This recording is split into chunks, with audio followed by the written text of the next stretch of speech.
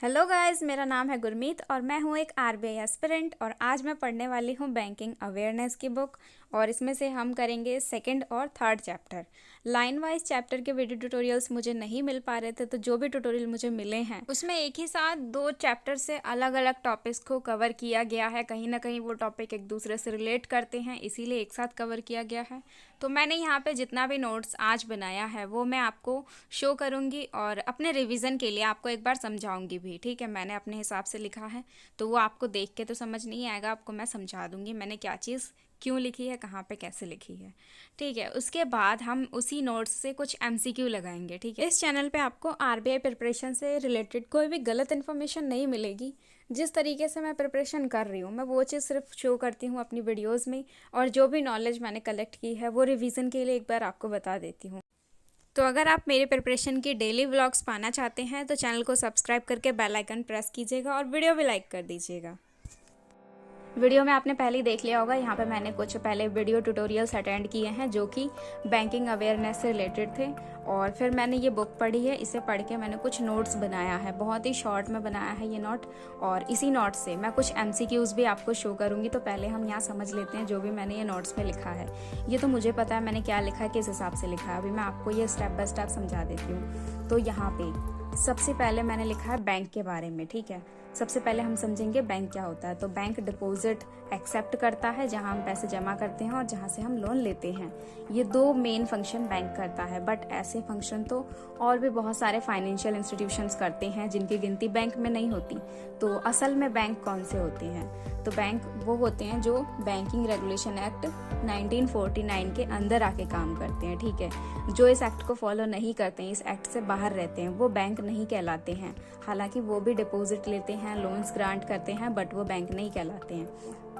तो यहाँ पे एक्ट की बात हुई है तो हम और भी एक्ट जान लेते हैं। जैसे पहला एक्ट मैंने यहाँ बताया बैंकिंग रेगुलेशन एक्ट, जो कि 1949 में हुआ था, और नेगोशिएबल इंस्ट्रूमेंट एक्ट, ये एक्ट आया था 1881 में। तीसरा एक्ट है आरबीआई एक्ट, ये आया था 1935 में, जिस एक्ट के बारे में हम कुछ ज़्यादा जानेंगे, पर मैं आगे किसी वीडियो में इस एक्ट के बारे में आपको बताऊंगी।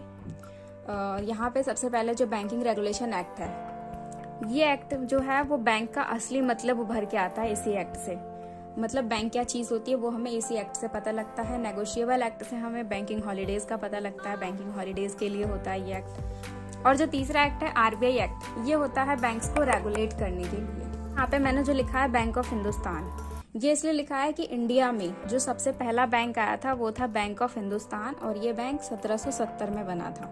बट अगर बात की जाए कि सबसे पहला इंडियन बैंक कौन सा था, तो हम इसका नाम नहीं ले सकते हैं, बिकॉज ये एक फॉरेनर बैंक था। मतलब ये किसी फॉरेनर का बनाया हुआ था, बस इसका नाम था बैंक ऑफ हिंदुस्तान। इंडियंस के द्वारा जो पहला बैंक बनाया गया था वो था इलाहाबाद बैंक, जो कि 1865 में आया। ठीक है, तो ये है इंडिया का फर्स्ट कमर्शियल बैंक। अगर इंडियन बैंक की बात करें तो ये फर्स्ट बैंक है, और इंडिया के फर्स्ट बैंक की बात करें जो कि इंडियन के द्वारा स्थापित नहीं किया गया, एक फॉरेनर के द्वारा स्थापित किया गया, वो है बैंक ऑफ हिंदुस्तान। इन दोनों में आप डिफरेंस समझ लीजिएगा, और इन दोनों का ये ईयर है जो मैंने यहाँ नोट किया। फिर है टाइप्स ऑफ बैंक, ये अभी के टाइम का नहीं है, ये पहले के टाइम का। पहले किस टाइप के बैंक्स होते थे, वो भी आजादी से पहले। स्वदेशी से सभी को पता लगता है जो खुद के देश की चीज हो, अपने देश के अंदर की चीज हो। तो जो बैंक अपने इंडियंस के द्वारा बनाई गई थी वो स्वदेशी, और फिरंगी वो जो फॉरेनर के द्वारा बनाई गई थी। तो ये दोनों बैंक जो थे, ये दोनों टाइप्स के बैंक ही अर्बन एरियाज में हुआ करते थे। अर्बन एरियाज में क्यों होते थे? अपने प्रॉफिट के लिए। रूरल एरियाज में बहुत ही गरीब लोग रहते हैं, तो वहाँ पे इन्हें प्रॉफिट नहीं हो सकता, इसीलिए ये अर्बन एरियाज में रहते थे जहाँ पे अमीर लोग होते थे। ये अमीर लोगों को ही पैसा देते थे, लोन वगैरह देते थे। तो स्वदेशी बैंक की बात करें तो ये उन लोगों को लोन देता था जो कुछ एक्सपोर्ट करते हैं यूएसए में।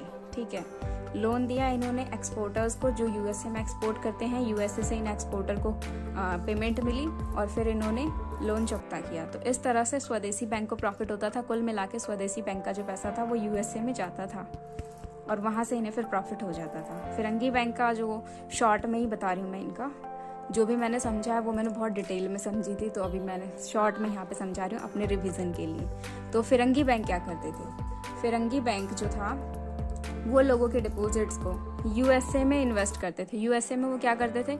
यूएसए में जो स्टॉक मार्केट थी उसमें इन्वेस्ट करते थे। मतलब कुल मिला के फिरंगी और स्वदेशी दोनों बैंक का पैसा यूएसए में ही जाता था।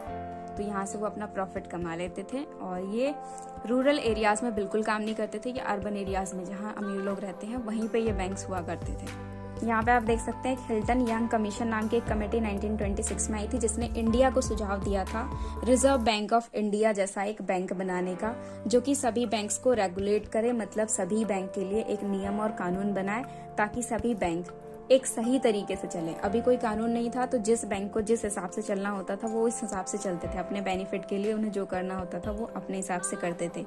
यहाँ पे आपने देख ही लिया कि वो रूरल एरियाज में अपना कोई ब्रांच नहीं खोलते थे अपने प्रॉफिट के लिए, वो सिर्फ अर्बन एरियाज में ही जाते थे जिनसे उन्हें प्रॉफिट मिले।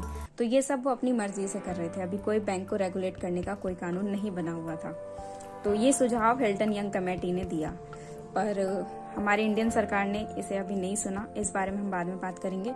अभी यहाँ देखिए 1929 से 30 के करीब में यूएसए में बहुत मंदी आ गई, बिल्कुल डिप्रेशन आ गया, जहाँ पे जो इन्होंने इन्वेस्ट किया था अपना सारा पैसा इन्होंने यूएसए में इन्वेस्ट किया था ना, स्वदेशी वालों का भी यूएसए में गया था और फिरंगी वालों का भी यूएसए में गया था। तो जब वहाँ डिप्रेशन आया तो इन्हें अपना लोन वगैरह वापस नहीं मिल पाया, मतलब कि बहुत सारे बैंक को अपना पैसा वापस नहीं मिला, कुछ तो डूब गए, कुछ जिस कैसे तैसे करके चलते रहे। तो अगर कोई आरबीआई जैसा कुछ होता बैंक तो वो रेगुलेट कर पाता सभी बैंक को, तो ऐसा नहीं होता। तो इसीलिए 1934 में आरबीआई की नींव रखी गई, एक ऐसे बैंक की जो सभी बैंक पे नजर रखेगा, सभी बैंक को रेगुलेट करेगा। आरबीआई में इसकी नींव रखी गई, स्टार्टिंग हुई, लेकिन 1935 में आरबीआई कम्प्लीटली बन गया। तो अगर पूछा जाता है कि आरबीआई कब बना तो इसे हम लिखेंगे 1935 ना कि 1934, ठीक है। आगे आरबीआई का हेड ऑफिस बनाया गया कोलकाता में। कोलकाता में बनाने के बाद इसी हेड ऑफिस को ट्रांसफर कर दिया गया बॉम्बे में, और ये ट्रांसफर किया गया था 1957 में। तो ये चीज़ भी हमें याद रखना है। तो फिलहाल आरबीआई का जो हेड क्वार्टर है वो बॉम्बे में है 1957 से ही।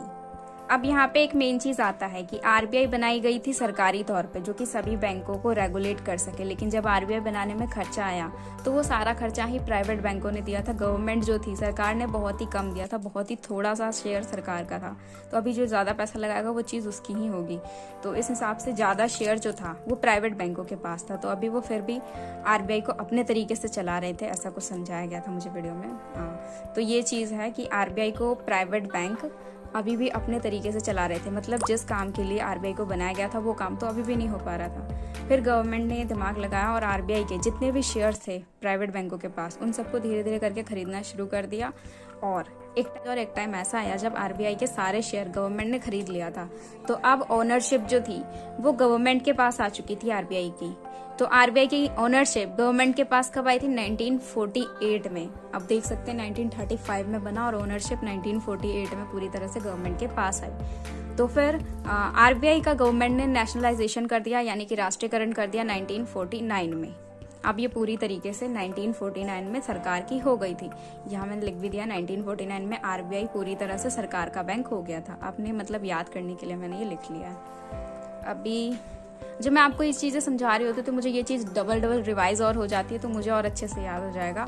बाकी I am not a teacher, मैं पढ़ा नहीं रही हूँ, बस अपनी चीज़ का रिवाइज कर रही हूँ। जो चीज़ मैंने पढ़ी है बस मैं वही बता रही हूँ, जितना मुझे नॉलेज हुआ है उतना ही। यहाँ पे मैंने लिखे हैं आरबीआई के काम। आरबीआई के काम जाने से पहले मैं बता दूं कि आरबीआई जो है वो बैंकों का बैंक है। जब इसे बनाया गया पूरा, मतलब इसका जब ओनरशिप गवर्नमेंट के पास आ गया फिर ये बैंकों का बैंक बन गया। तो अगर बैंकर्स बैंक पूछा जाता है तो वो आरबीआई ही होगा, ठीक है। ये बैंकों का बैंक है। तो आरबीआई के दो मुख्य काम थे, regulate the issuing of bank notes, मतलब बैंक को करेंसी इशू करने का काम, और रिजर्व्स रखने का काम, ठीक है। बैंकों का कुछ जो रेशियो होता है वो रिजर्व रखने का काम। जब आरबीआई की ओनरशिप पूरी तरह से गवर्नमेंट की हो चुकी थी तब आरबीआई सभी बैंकों को रेगुलेट कर सकता था, लेकिन अभी भी सिर्फ गवर्नमेंट बैंकों को ही रेगुलेट कर सकता था। प्राइवेट बैंकों को भी आरबीआई रेगुलेट कर सकता था, लेकिन पूरी तरीके से नहीं। अभी यहाँ पे इसके बाद नेशनलाइजेशन का प्रोसेस आया। नेशनलाइजेशन क्यों किया गया था? क्योंकि ज्यादातर जो बैंक्स थे, यहाँ पे हमने समझा था, ज्यादातर जो बैंक्स थे वो सब अर्बन एरियाज में थे, क्योंकि वहाँ पे रिच पीपल्स थे। रूरल एरियाज में कोई नहीं जाता।